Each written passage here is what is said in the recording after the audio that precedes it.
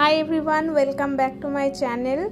আগের ব্লগে তোমাদেরকে দেখিয়েছিলাম যে আমরা শিলিগুড়িতে পৌঁছে গিয়েছি এবং সেই রাতটা আমরা মাসির বাড়িতে স্টে করেছিলাম। তারপরের দিন একদম সকালবেলায় মানে 6টার সময় ঘুম থেকে উঠে রেডি হয়ে বেরিয়ে পড়েছিলাম দার্জিলিং যাওয়ার উদ্দেশ্যে। আর আমাদের সাথে রওনা দিয়েছে ওর নাম হচ্ছে রকি।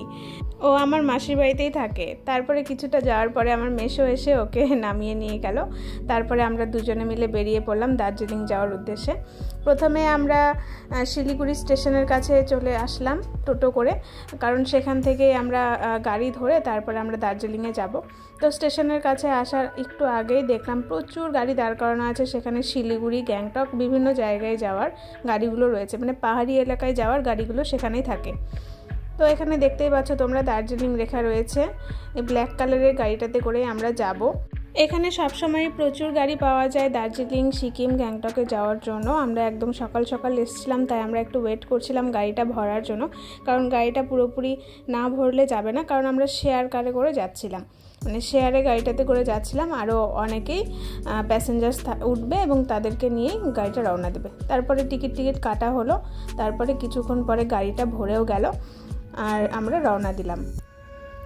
আমার পাহাড় ভীষণ ভালো লাগে, আমাদের দুজনেরই পাহাড় ভীষণ ভালো লাগে। আমরা দুজনেই পাহাড় প্রেমী, তাই খুব এক্সাইটেড ছিলাম যে কেমন হবে, দেখতে কতটা সুন্দর লাগবে। এর আগে আমি একটা ছোট পাহাড়ে গিয়েছিলাম, সেটা শিলিগুড়ি থেকে কাছেই, সেটা হচ্ছে সেবক পাহাড়। সেখানে গিয়েছিলাম, সেখানেও আমার ভীষণ ভালো লেগেছে।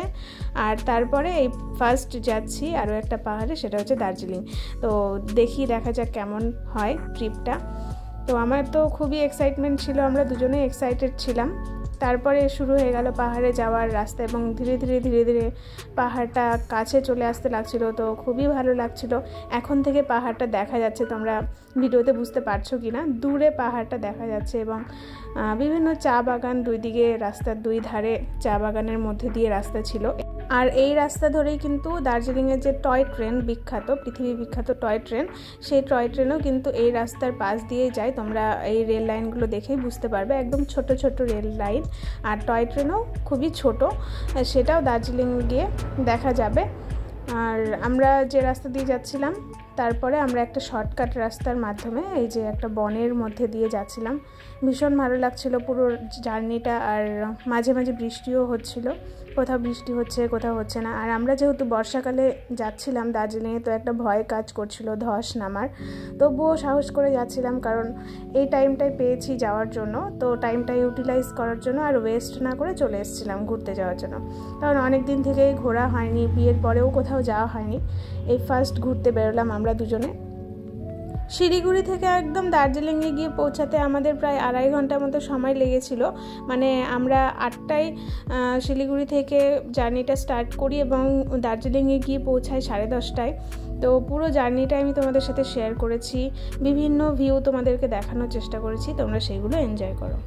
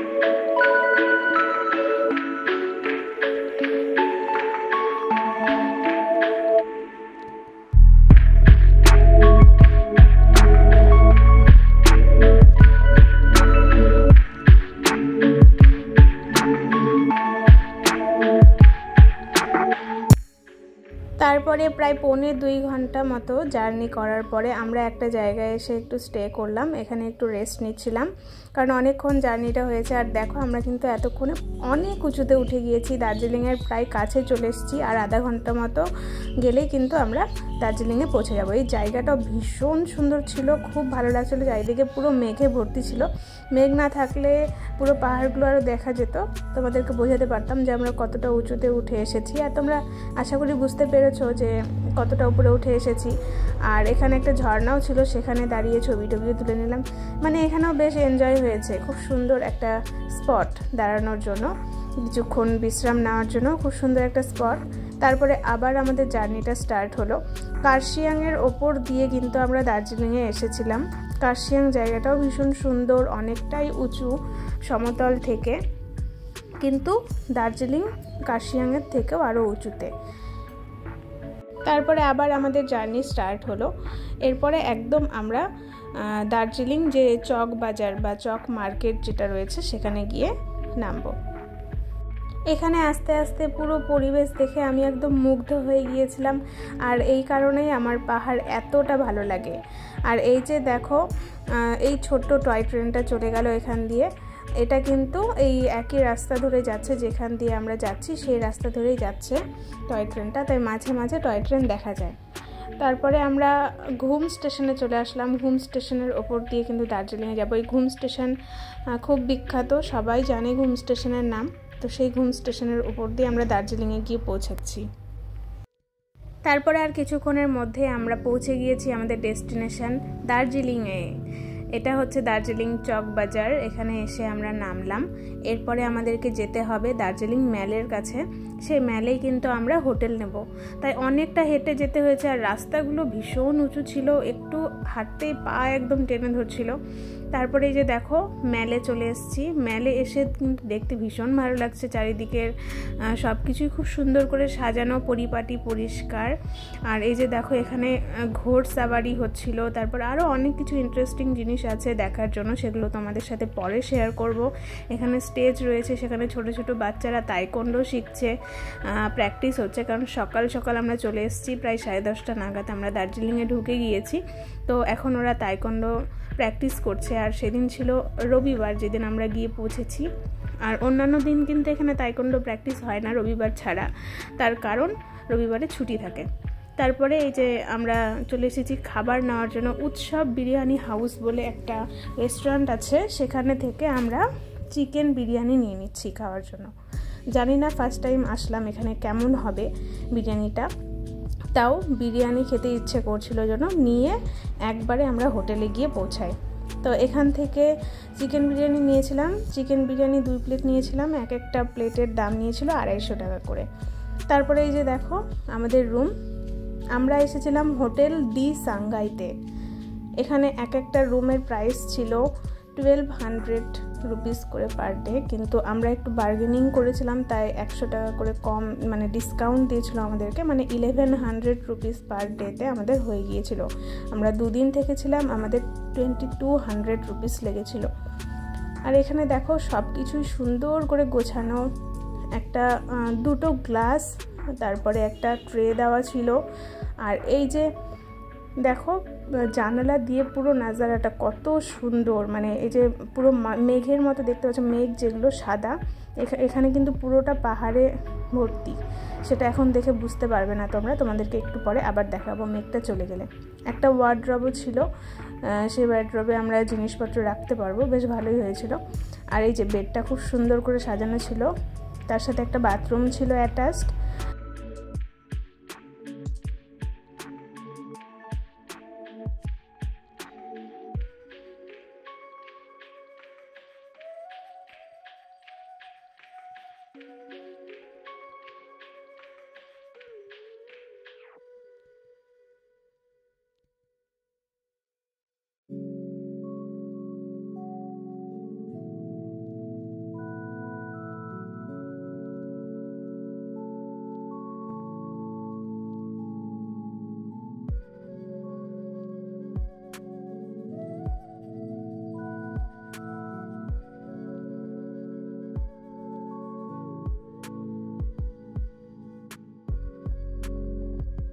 বিরিয়ানিটার সাথে একটা ডিম, একটা আলু, 2 পিস চিকেন ছিল, বেশ ভালোই ছিল খেতে।